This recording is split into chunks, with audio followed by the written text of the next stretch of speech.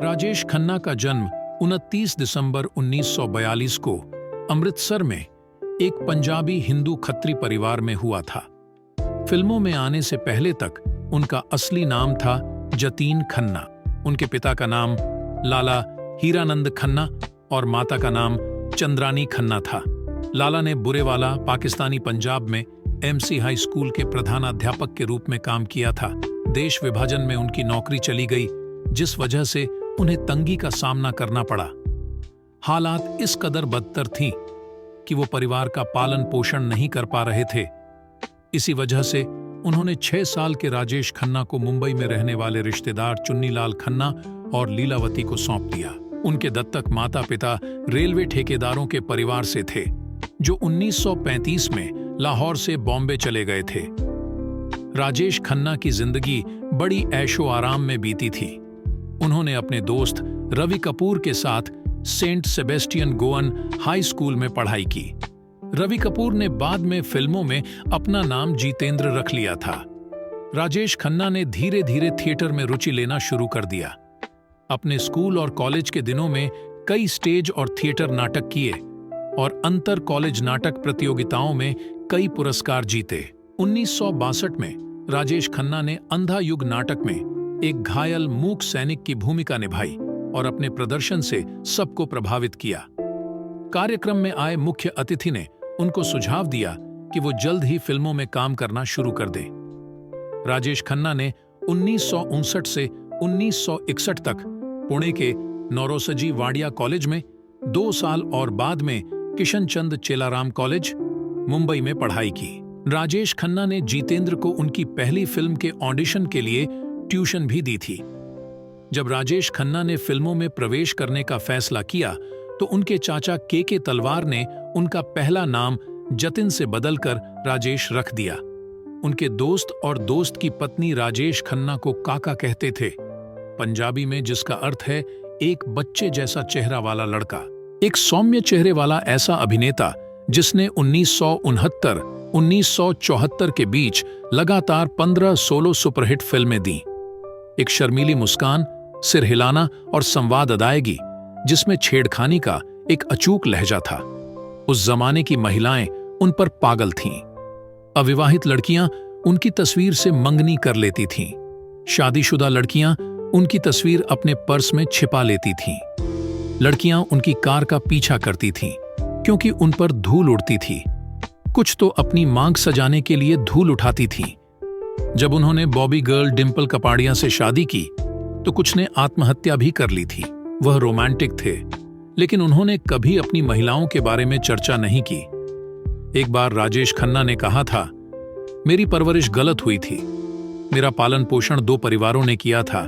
जब मैंने 5 रुपये मांगे तो उन्होंने मुझे 10 रुपये दिए। साथ ही वे अपना खुद का स्कूल भी चलाते थे। मैं जब चाहता था तब स्कूल जाता था। मुझे कोई नहीं जगाता था, इसलिए मेरे लिए समय और पैसे की कोई कीमत नहीं थी। राजेश खन्ना को स्पोर्ट्स कारों का शौक था। वो ऑडिशन भी एमजी स्पोर्ट कार से देने जाया करते थे। उस समय ऐसी कारों का कलेक्शन फिल्मी सितारों के पास भी नहीं होता था। 1960 के दशक के अंत और 1970 के दशक की शुरुआत में राजेश खन्ना को तब की फैशन डिजाइनर और अभिनेत्री अंजू महेंद्रू से प्यार हो गया। अंजू संगीत निर्देशक मदन मोहन के बहन की बेटी थी। राजेश खन्ना की मां चाहती थीं कि वो जल्द ही शादी कर लें, क्योंकि वह 27 साल के हो गए थे और 1969 तक बेहद लोकप्रिय हो गए थे। लेकिन जब राजेश खन्ना ने 1971 में अंजू को प्रपोज किया, तब वो शादी के लिए तैयार नहीं थी, क्योंकि वह एक अभिनेत्री के रूप में अपना करियर बनाना चाहती थी। राजेश खन्ना अंजू महेंद्रू से बहुत अधिक प्यार करते थे और इसीलिए बार बार उनसे शादी के लिए कहते रहे। अंजू महेंद्रू की मां राजेश खन्ना को बहुत पसंद करती थीं और राजेश खन्ना ने उन्हें एक बंगला भी उपहार में दिया था। लेकिन फिर 1971 में अंजू महेंद्रू के गैरी सोबर्स और बाद में 1972 से इम्तियाज खान के साथ डेटिंग की खबरें आईं, जिसके परिणाम स्वरूप राजेश खन्ना ने 1972 में अंजू महेंद्रू से संबंध तोड़ लिया। महेंद्रू का कहना है कि ब्रेकअप के बाद इस जोड़े ने 17 साल तक एक दूसरे से बात नहीं की। 1988 से अंजू फिर से राजेश की दोस्त बन गई और खन्ना की मृत्यु तक अंजू उनकी करीबी दोस्त बनी रही, और जब उनकी मृत्यु हुई तब भी वह उनके साथ ही थी। उन्होंने एक साक्षात्कार में कबूल किया कि यह उनकी अपरिपक्वता के कारण था कि उन्होंने 1971 में राजेश खन्ना के विवाह के प्रस्ताव को तुच्छता से अस्वीकार कर दिया था, और अगर उन्होंने विवाह स्वीकार कर लिया होता तो वह उनकी पत्नी बनी रहती। डिंपल कपाड़िया जब बॉबी फिल्म की शूटिंग कर रही थी, वो राजेश खन्ना से पहली बार फ्लाइट में मिली थी। वह एक कार्यक्रम के लिए प्राइवेट फ्लाइट से अहमदाबाद जा रहे थे। डिंपल को बचपन से ड्रामेबाज थी। प्लेन में राजेश खन्ना डिंपल के बगल में बैठ गए। डिंपल उन्हें देखें जा रही थी। तब राजेश खन्ना ने कहा, चलो दोस्तों, मुझे थोड़ा आराम करने दो। डिंपल ने बहुत चालाकी से उनसे कहा, कार्यक्रम में तो बहुत भीड़ होगी, आप मेरा हाथ पकड़ोगे ना? राजेश खन्ना ने कहा, हाँ बिल्कुल। इस पर डिंपल ने पूछा, हमेशा के लिए? फ्लाइट में उनकी मुलाकात के एक हफ्ते बाद ही भारत के पहले सुपरस्टार से उनकी शादी पक्की हो गई थी।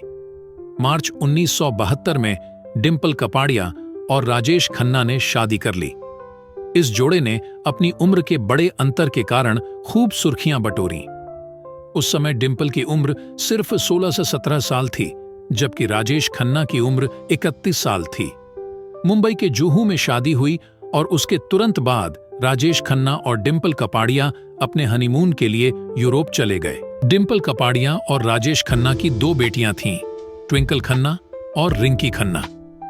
बॉबी की सफलता के बाद डिंपल कपाड़िया के पास ढेरों ऑफर आ रहे थे और सुपरस्टार के करियर में कई फिल्में फ्लॉप हो गई थीं। वो डिंपल को फिल्मों में काम नहीं करने देना चाहते थे। डिंपल राजेश खन्ना से बहुत अधिक प्यार करती थी, लेकिन राजेश खन्ना का रात भर पीना, पार्टी करना, सुबह 4 बजे डिनर करना शादी में मुश्किलें पैदा करने लगा। और एक दिन डिंपल कपाड़िया अपनी बेटियों ट्विंकल और पिंकी, जो उस समय 8 वर्ष और 5 वर्ष की थीं, के साथ आशीर्वाद छोड़कर चली गईं। शादी टूटने के प्रश्न पर डिंपल ने कहा, मुझे लगता है कि हम 2 बहुत अलग तरह के लोग थे। मैं शायद यह समझने के लिए बहुत छोटी थी कि इस आदमी के साथ क्या हो रहा था जो एक सुपरस्टार था। मैं कभी भी सितारों और उनके व्यवहार के पैटर्न को समझ नहीं पाई, क्योंकि मैं खुद ऐसी नहीं हूं। एक इंटरव्यू में राजेश खन्ना ने कहा था, मैंने उनसे 2 टूक कहा कि मैं उन्हें अपने कार्टर रोड स्थित घर में कभी मेकअप नहीं करने दूंगा। श्रीमती राजेश खन्ना कभी फिल्मों में काम नहीं करेंगी। इसके लिए उन्हें अपने जुहू स्थित घर वापस जाना होगा। काका ने कहा, लानत है, अगर मुझे पत्नी के रूप में एक एक्ट्रेस चाहिए होती तो मैं किसी भी टॉप एक्ट्रेस से शादी कर सकता था। मैं डिंपल को ड्राइंग रूम की गुड़िया नहीं, बल्कि एक पत्नी बनाना चाहता था। डिंपल कपाड़िया के साथ अपनी शादी के मुश्किल दौर में सुपरस्टार को टीना मुनीम से प्यार हो गया। दोनों ने 11 से ज्यादा फिल्मों में साथ काम किया।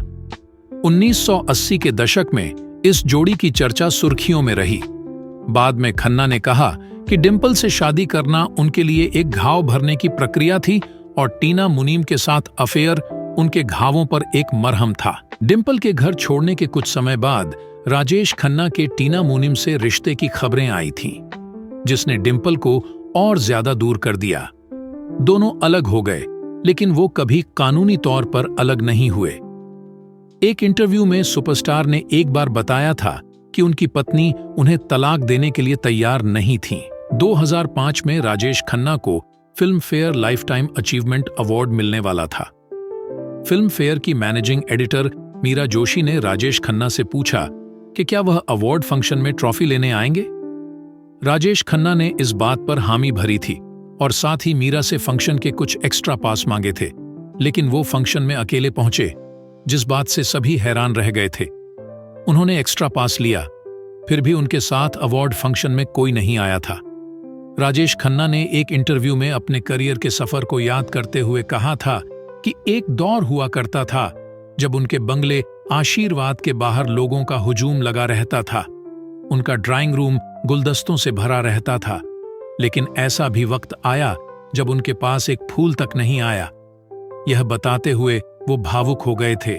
जिंदगी के आखिरी पड़ाव पर राजेश खन्ना की मुलाकात अनीता अडवाणी, एक इंटीरियर फैशन डिजाइनर और फिलीपींस के पूर्व राष्ट्रपति फिदेल रामोस की भतीजी से हुई। सालों पहले वो एक पार्टी में मिले थे जब वह डिंपल से अलग हो चुके थे।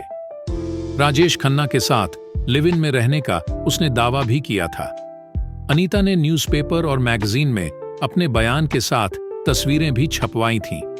जिस दिन अखबार में ये छपा, राजेश खन्ना गुस्सा हो गए थे, अनीता को डांटा और जब शाम को वह आशीर्वाद में आई तो वापस चले जाने के लिए कहा था। राजेश खन्ना ने खुद कभी भी अनीता के बारे में कोई बात नहीं की और न ही उनके साथ रिश्ते को किसी के सामने स्वीकार किया। 18 जुलाई 2012 को राजेश खन्ना का निधन उनके बंगले आशीर्वाद में हो गया। राजेश खन्ना के निधन के बाद दुनिया को पता चला था कि वो कैंसर से पीड़ित थे। उनकी अंतिम यात्रा में करीब 10 लाख से ज्यादा लोग शामिल हुए थे। राजेश खन्ना के निधन के बाद अनीता ने पत्नी का हक पाने के लिए भी खूब हंगामा किया था। एक रिपोर्ट के अनुसार राजेश खन्ना के निधन के बाद 2013 में अनीता आडवाणी ने डिंपल, उनकी बेटियों और दामाद अक्षय कुमार के खिलाफ घरेलू हिंसा की शिकायत की थी। बॉम्बे हाई कोर्ट ने 2015 में उनके खिलाफ सबूत नहीं होने के कारण उन सभी को केस से मुक्त कर दिया था। अनीता आडवाणी की शिकायत यह भी थी कि उसे भरण पोषण मिले और बांद्रा में फ्लैट भी चाहती थी, लेकिन राजेश खन्ना ने सब अपनी बेटियों के नाम किया था। तो यह थी भारतीय सिनेमा के पहले सुपरस्टार श्री राजेश खन्ना जी की कहानी।